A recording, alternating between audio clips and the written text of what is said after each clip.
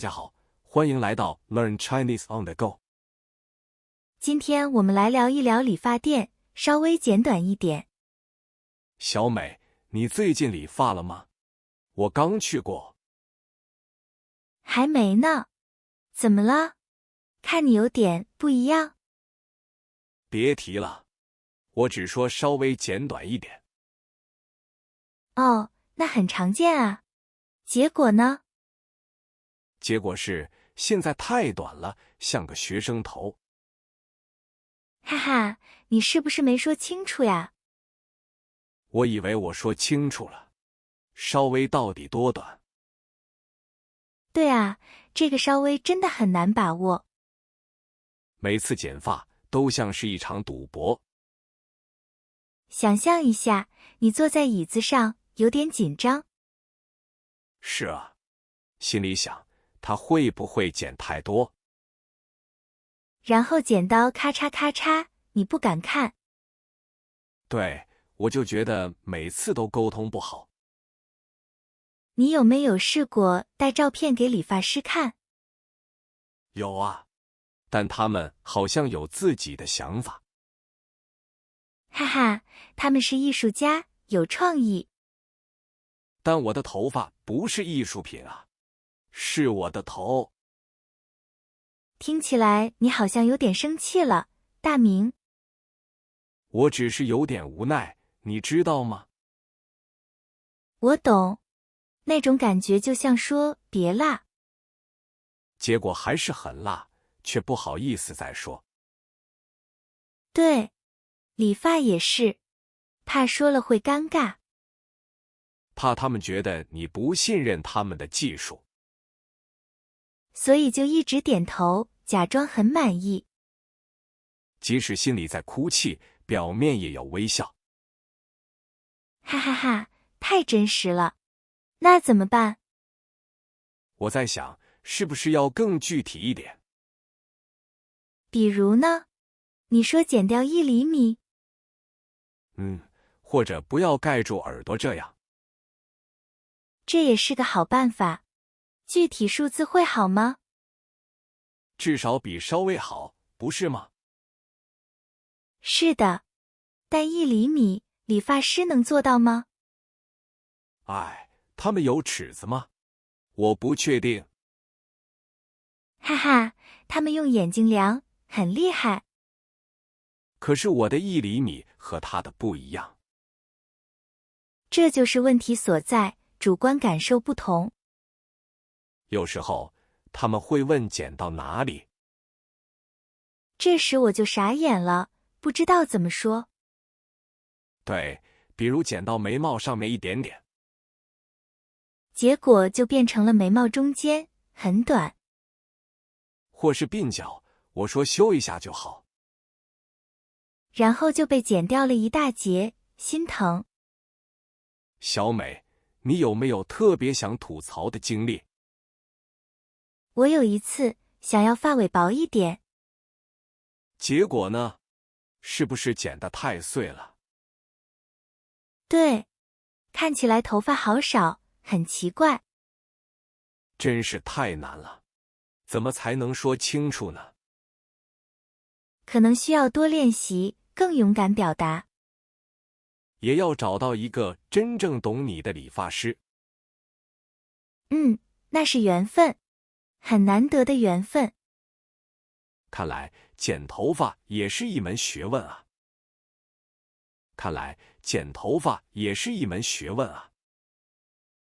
是啊，不只是技术，更是沟通。沟通里还藏着好多潜规则呢。比如，他们总会问要不要洗头。这可不是免费的，是服务套餐。对，洗头加剪发是约定俗成。我有次只说剪，结果气氛尴尬。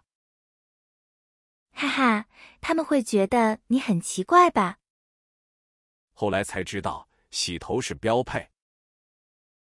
这种默契，外国人会不适应。还有，办卡吗？也是灵魂拷问。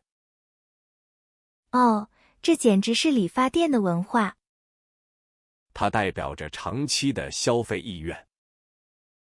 找到好的理发师是建立信任。一旦有了信任，就不用多说。但如何找到呢？试错成本很高。我通常看他们的发型和品味。这也是一种演员的判断。小美，你觉得第一次怎么开口？我会说想换个风格试试看。这个说法很聪明，留有余地。毕竟发型很重要，不能儿戏。对，要体现你的诚意和要求。有个朋友剪完后回家戴帽子。哈哈，这是理发失败的暗号。他说无法面对镜子里的自己。其实中国人对发型很讲究的。它是外在形象的门面部分。不仅仅是美观，还有精气神。所以头可断，发型不可乱。这句俗语真是说到点子上了。常常分不清修和剪的界限。修是保留长度，调整层次。但理发师理解可能不同，就麻烦了。他们会觉得你不够果断吧？或许是我们自己表达不清晰。不完全是，也有审美差异在。哦，这就是剪刀手的艺术感。说到艺术感，我想到烫发染发。那个更复杂，颜色选择太多。对，而且还有不同发质的问题。发色流行趋势也总在变。是啊，跟时尚潮流紧密相关。有时想大胆尝试，又怕翻车。这简直是每次理发的终极挑战。真的，发型师的建议太重要了。他们的专业度决定你的心情。下次我们聊聊染发经历吧。听起来又是一场冒险之旅。对啊，选对颜色真是门学问。不止颜色，还有对理发师的信任。我的朋友上次染发就后悔了。他本来想染深棕，结果变暗红。哎呀，这色差也太大了吧！他很沮丧，觉得完全不适合自己。这种理想与现实的落差真恼火。是啊，他都不敢出门见人了。颜色深了还能洗掉一点，浅了呢？浅了就更麻烦了，只能再染深。这就牵扯到补色和伤发质。所以很多词都跟专业挂钩。比如挑染和渐变染区别大。对，发型师会用很专业的词汇。第一次听会有点懵，需要多问。我也曾闹过笑话，把它们混淆。哈哈，这种语言细节真的很有趣。比如冷色调和暖色调的区分。还有褪色和掉色的说法不同。哦，那它们具体有什么不一样呢？褪色指颜色变浅，掉色是色彩脱落。哇，原来里面学问还挺多的。是啊，中文里这种细微差别不少。这种词汇掌握起来真是挑战呢。你觉得新发色和染发剂哪个难？我觉得新发色更抽象一些。因为它需要想象力，还有勇气。对，怕效果不好，心理负担挺大。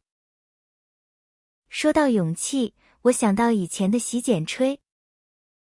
哦，那是中国理发店的经典套餐。对，它背后有一种服务理念在。就是快速高效，又能体验舒适感。而且价格通常也比较亲民。确实承载了很多人童年的记忆。没错，也代表了那时的一种时尚。现在很多店已经不这么叫了吧？是的，服务更细分，叫法也变了。比如精简或者造型设计等。我有朋友去理发店，被推荐办卡。哎呀，这简直是理发店的必杀技。他抵不住热情，最后办了年卡。结果发现卡里的钱用不完怎么办？对啊，或者发型师辞职了怎么办？这也是一个常见的消费陷阱啊。是的，很多人都遇到过类似情况。所以沟通和提前了解很重要。不只是语言沟通，还有消费模式。真的，在理发店里处处是学问。我还听说过一种情况更棘手。什么情况？听起来有点悬啊。就是如果你对发型极度不满意，哇，那要怎么和理发师沟通呢？这涉及到更深层的语言艺术和技巧。哇，那得具体怎么说才好呢？首先要委婉，不能直接说不好看。毕竟要顾及理发师的感受嘛。对，可以这样，我觉得这边有点长。哦，不是说太丑了，剪坏了。哈哈，那样理发师会很难过的。我懂了，避免直白批评很重要。然后指出具体问题，要求小调整。比如这儿再薄一点点可以吗？没错，这样他们更容易接受修改。我有次头发剪得有点不对劲。结果你当时是怎么处理的？我只是笑了笑，说还行吧。哈哈，然后回家默默戴帽子。简直就是后悔没学你这招。以后可以试着说整体不错，但……也就是说，先肯定再提出建议。是的，这就是语言上的缓冲艺术。真的，光是剪发就这么多学问。还有呢？你觉得差不多是什么意思？差不多，就是还行的意思吧。在理发店里，他可能暗示有点不满意。哦，原来有这种深层含义啊。如果发型师问怎么样，你说差不多，那他们会觉得我到底满意不满意？中国人表达不满时常常比较含蓄，所以差不多就是还有进步空间。也可以理解为我忍了的意思。哇塞，这真的很有趣，太精妙了。所以你下次会怎么用这个词呢？我会直接说我非常喜欢。哈哈，这样就避免了误会。我有个朋友，他总说随便。随便？那理发师不是更猛了？对啊，结果每次发型都不一样。因为随便可能意味着听你的。真是个典型的文化差异沟通。中国人喜欢把选择权给别人。原来是这样，不是真的随便啊。这种细微之处真的考验语言能力。那万一遇到一个完全不懂中文的？语言障碍确实是更大的挑战。尤其是一些小城市，可能更明显。那时候就得靠肢体语言和图片了。可是图片也容易被理解错啊。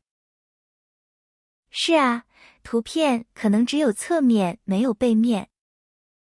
哇，这比想象中复杂多了。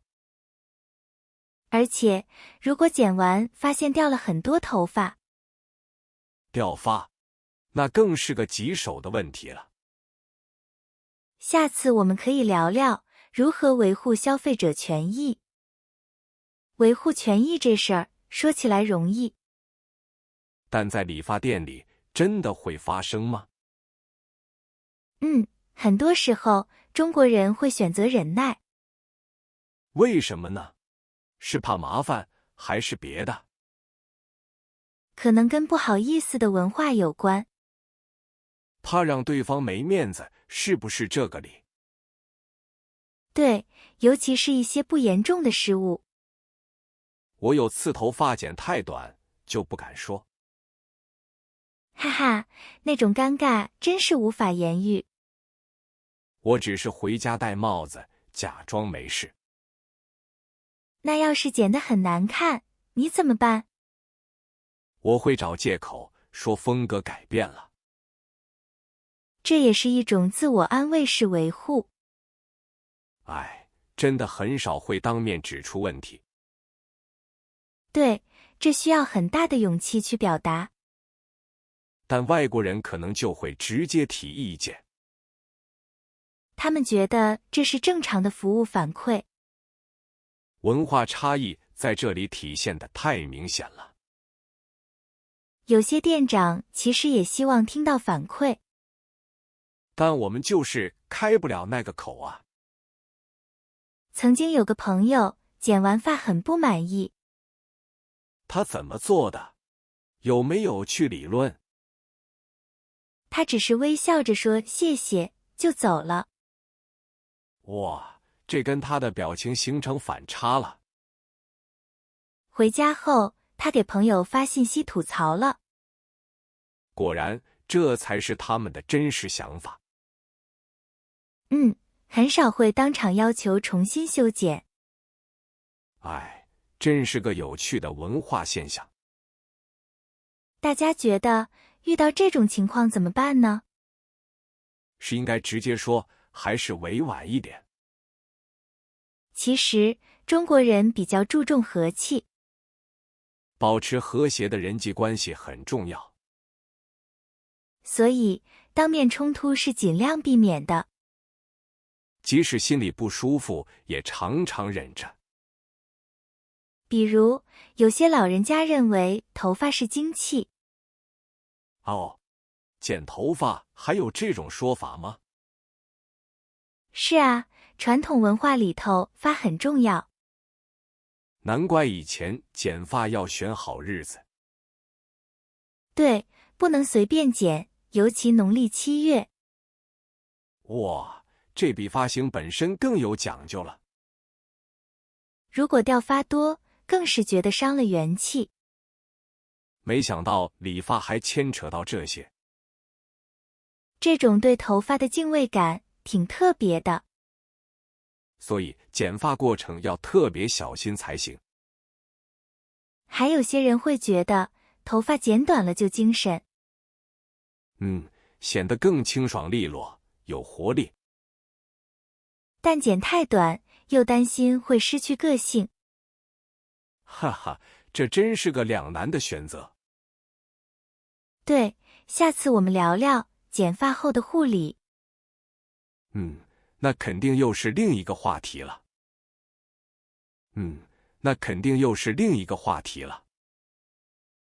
是啊，比如护发素怎么选？还有洗头的频率也很重要。对，洗太勤可能也不好。我也觉得发质会变差。以前的人可能没这么多讲究。他们更看重干净和整齐吧。是的，简单朴素就是美。现代人追求个性化表达。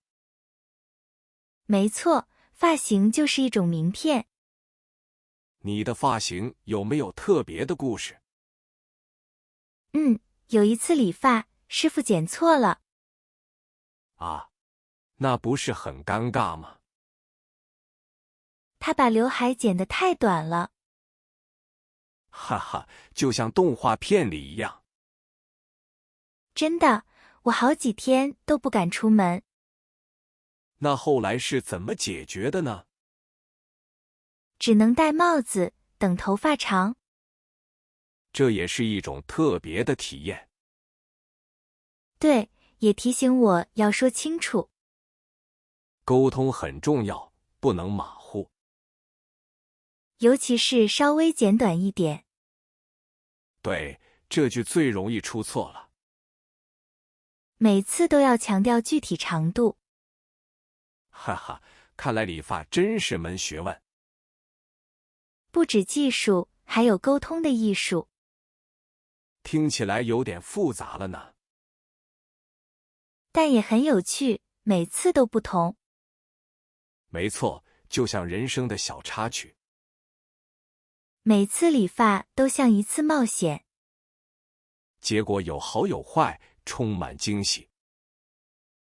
哈哈，希望下次都是惊喜。我也希望不要有惊吓。所以要找一个信任的师傅。熟手捡起来才放心。这种信任感非常重要。就像找医生一样重要啊。对，把自己的头等大事交出去。看来理发店文化真深奥。是啊，里面学问可不少。没想到简单理发有这么多讲究。甚至还藏着很多传统文化。对，今天我们聊得很尽兴。那么，大家在理发时，有没有遇到特别的故事呢？或者对发型有什么偏好吗？欢迎在评论区和我们分享。期待听到你们的有趣经验。下期我们聊聊第一次见面。朋友们，下次不见不散哦。